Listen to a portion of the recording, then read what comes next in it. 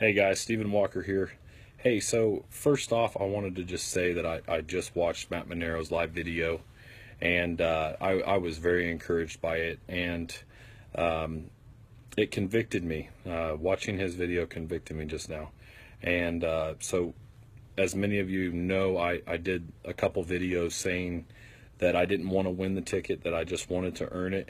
And so, to you, Matt, I just want to say that I didn't mean any disrespect by that. I hope it didn't come off as I'm some cocky jerk or something, because I tell you that's far from the case. So I felt like the best way for me to just relate to you and show you who I am as a person and be transparent is just do that. And so I'm just going to tell the damn truth, like you said earlier. So I'm going to do that. By first off, I'm going to tell you the core value, like the core belief that I used to have.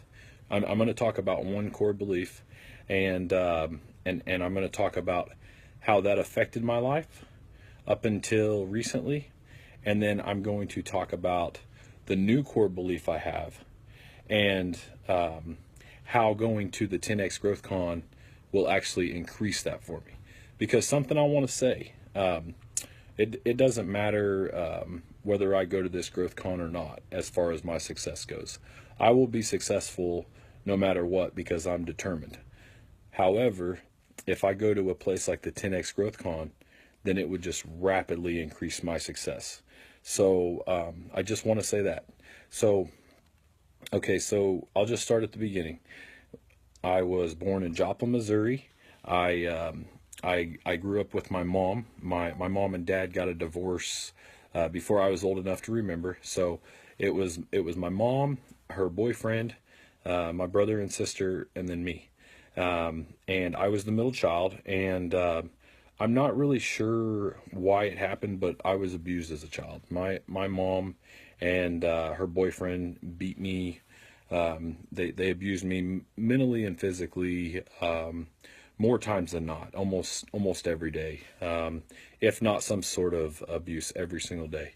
And they did that until I was about 13, and then I went and moved in with my grandpa, and that was the best time as a kid. That was the best time that I had ever had, and I always remember those times as great.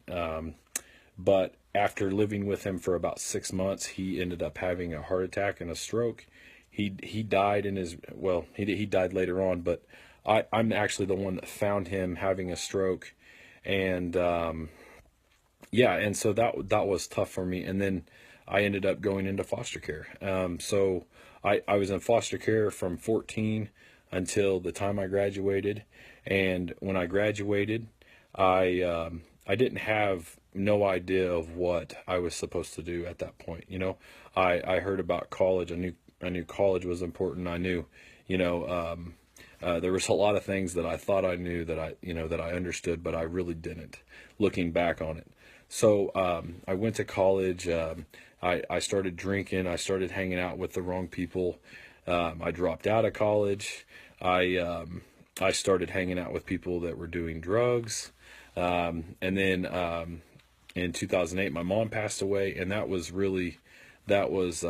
hard for me because everybody talks about their mother like she's just the best woman ever. But I didn't know that mother. I didn't know a mom like that. I don't, to this day, I don't remember a time when she told me that she loved me. And yeah, so that, one thing that she always told me was that I wouldn't amount to anything. I have an uncle, and he's just known for doing meth and cooking meth and going to prison and just being a lowlife. I mean, he really is just a bad person. As of right now, until he changes, he's a bad person. He does bad things. So I had this core belief. I had this belief that I was worthless and that I wouldn't amount to anything. And Zig Ziglar says when you feel like you don't deserve something, you'll do things to lose them. So like how I think of that is, as an adult, I've got this wife and these kids that I always wanted as a kid. But since I don't feel like I deserve it, I'll do things to push my wife away and my kids. And so, and that brings me to the next part of my journey. So I had, the abused years, I had the foster care years that really weren't much better. And then I had, the years of getting in, like doing drugs and going to jail. I spent about 4 years on and off in jail. And, I actually spent a year in prison. And I got out, April 26th of 2012. That's the last time that I've been in prison and all of that. So it's been almost 5 years. It's crazy. It doesn't seem like it's been that long. So after prison, I I ended up meeting my wife in El Dorado, Kansas, and we hit it off and we got together. And I was still living in that life, or in that belief that I wouldn't amount to anything. So I was always having a really hard time keeping a job. I've always had a tough time getting along with people. I kind of walked around with a bad attitude and just this mentality that everybody owed me something, and because I was done so wrong, I had the belief that and it's crazy because I never knew it, but I had the belief that I wouldn't amount to anything, because that's what my mom told me. And sure enough, I was doing, throughout my life, I've done things to make sure that she was right. And so let me just speed it up a little bit. August 17th, I'll never forget this day. On August 17th, my wife and the kids left for the weekend. She said that she was coming back, but I didn't believe her. And the reason why I felt like she was done is because a couple years, almost 2 years ago now, I cheated on her for the last time. And it's happened 3 times. I did it twice before we got married, and once after we got married. And there's a lot of trust issues. She loves me. She stands by my side. She's great with her kids. I mean, she's just a wonderful wife. Just literally the perfect wife and the perfect mother for my kids. But I still had this old core belief. I didn't feel like I deserved her. I didn't feel like I was destined to have that great of a family. And so I did things to put those in jeopardy. I cheated on her. I lied to her. I just wasn't the type of man that she should be with. And I wasn't the type of man that should be around my kids. So all of that changed on August 17th. Okay, so that was a Friday. My wife had left that morning, and like I said, she said that she wasn't coming back, and I believed her. Or no, she said she was coming back, and I didn't believe her. Sorry. So that night, I was sitting there at the house, and I was just like overwhelmed and just not knowing what to do, and really wanting to give up. I mean, I was bawling and stuff like that. And through my life, like I haven't ever let stuff go. Like I've always held on to my tears, and I've always held on to my emotions. I've always just thought that it was weak to cry and to show that. So this weekend I broke down, and on a Friday night, I'll never forget this. I was scrolling through Facebook, and somebody had shared Danelle's post, and I was like, what's this about? It said something about your significant relationship, or my significant relationship, or something. And so I hopped on there and I watched this video, and I felt like she was speaking directly to me. Like, and she was glowing, like she was it just seemed like she was so full of life. And I now know that to be this light that's shining out of her. That's what God is doing through her. And so I know that now, and now I know that she has had some amazing people pour into her.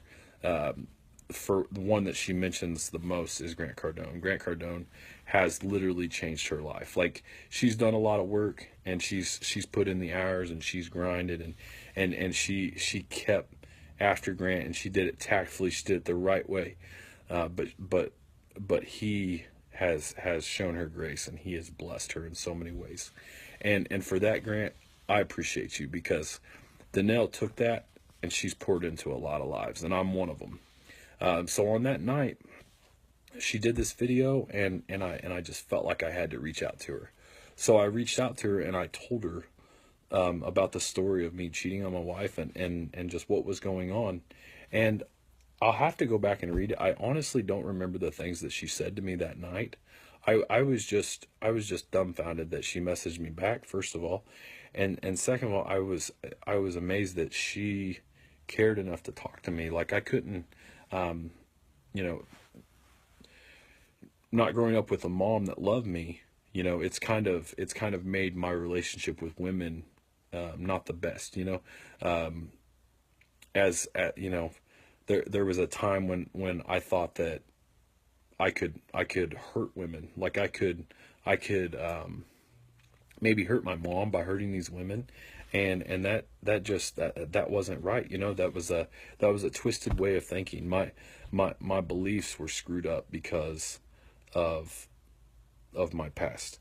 So I've got Danelle sitting here, and she's pouring into me. She's telling me basically that I do have value, and that I am worth something, and that it is going to be okay, and I am going to get through this. And I was just like, wow. Like, and so all of that happened, and then in September, that was in August, and then immediately it made a change on me. Like, immediately I started thinking differently, and treating my wife differently. She was still leery of this new Steven, and the way I was talking and the way I was acting. I mean, it was literally like, it was that light bulb moment. It was like, oh wow, like, I need to change right now.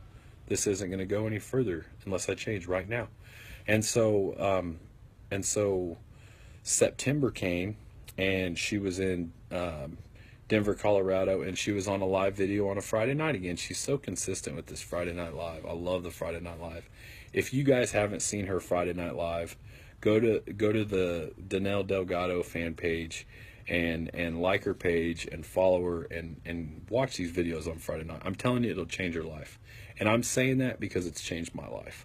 So do yourself a favor, and do that.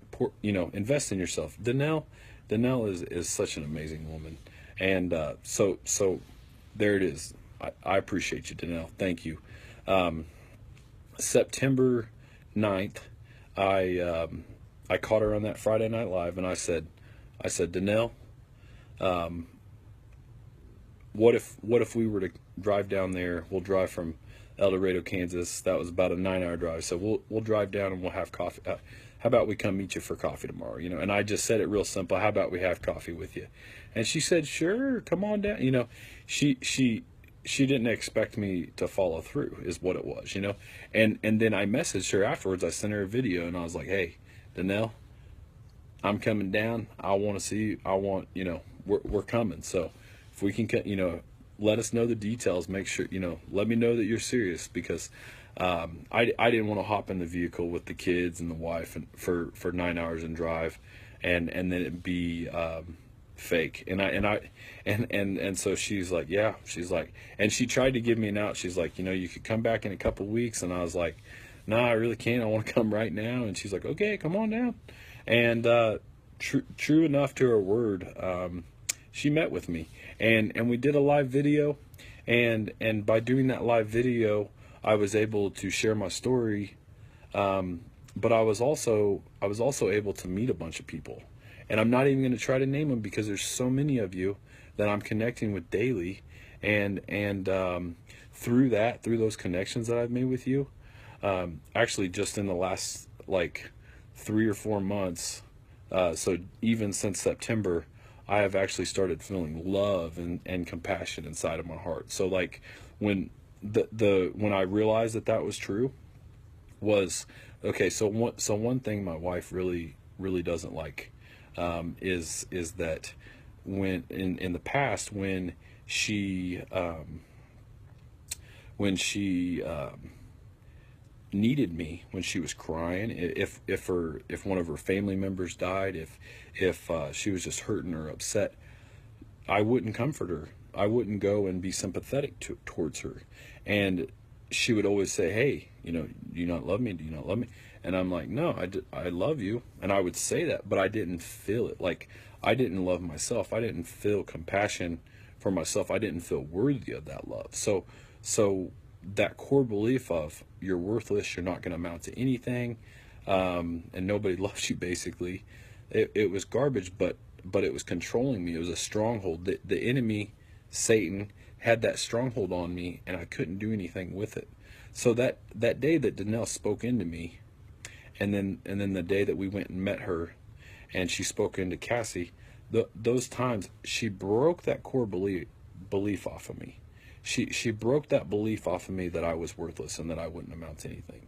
And she told me the opposite. She said, "You are worth something. You are going to amount to something. If you do the work, you will be rewarded." She planted that in my mind. And from that day forward, I believe that nothing will get in our way, and I believe that I am a better husband than I was. I believe that I am a better father. And not just because I'm saying it, but because I'm taking action. I'm spending more time with my wife. I'm spending more time with my kids. I'm being more careful about what I say to my wife. I'm being more sympathetic to her because I feel a change in my heart. Like that is what she's doing. That is what Danelle talks about with her life intended course. Like when I think about life intended, I can't imagine that my life was intended for feeling worthless and being worthless. I imagine my life was intended for so much more. I know that. So I want to talk about my new core belief. My new core belief is that I can do anything I put my mind to. If I'm willing to put in the work and I'm willing to sacrifice, then I'm able to do it. And I want to do like you guys are doing. I want to do like you, Matt.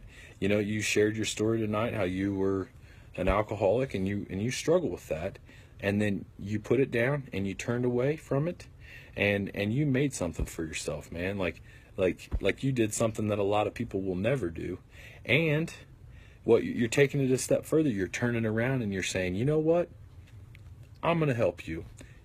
I'm going to pour into you. I'm going to bless you." That's what Danelle did. That's what Grant does. That's all the greats. That's what you do. You share that greatness with people like me. And so when you do that, it inspires me. I want to build my business. I have a business. I won't talk about that right now. I've talked enough about that. But I want to build that up and make enough money so that I can pour back into people. And I know it doesn't take a lot of, Brad Lee said something that I really liked. He said, you don't necessarily have to have a lot of money to give to people. Sometimes your time and your energy are your most valuable assets. And I believe that. And that's why I am serving people, and I am pouring into people, and I'm pouring into my wife, I'm pouring into myself, I'm pouring into my kids. Because I believe that now. I believe that I'm worth that. I believe that I'm worth something, and so what is that worth? That's worth a lot. And I tell you, the reason that I need to go to the 10x GrowthCon and the way that that's going to benefit me with my new core belief is I'm going to go there, with all of my persistence and follow up and drive and all this stuff that I have as a part of me. I need some training. So I've got things that you can't train. I've got hard work in me. I've got that grit that Matt talks about, and I don't quit. I am persistent. That's what Danelle said about me. That's what she said she really, really respects, is that I did not quit. And she gave me chances to not go and see her, but I would not stop. I would not quit. And so I need to go to the GrowthCon. Like I've never seen an opportunity this big, and I've never realized how important it was to go and get that training, and not only the training, but the people that I'm meeting on Facebook is just incredible. So I am so ready to go to this 10x Growth Con, Matt Monero, and Danelle, I love you, and I appreciate you, because now when I say I love somebody, I feel it. I feel love, you know. So regardless of whether I win this ticket or not, thank you guys. Thank you for pouring out to us, and yeah. So I hope that's what you had in mind, Matt. And if it's not, like you said, I told the damn truth. That's the damn truth. Yeah, love you guys. Thanks.